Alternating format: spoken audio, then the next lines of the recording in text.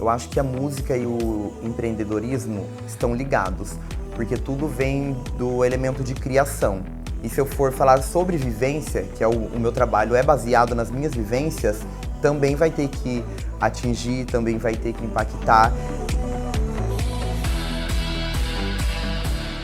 Eu amo o que eu faço, cada bolinha redondinha, perfeita, faz eu olhar e ver que eu tô no caminho que é pra ser meu.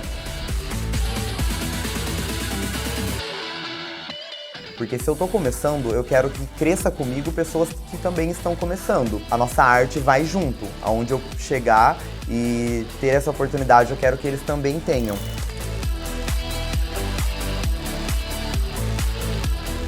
Ao som do empreendedorismo.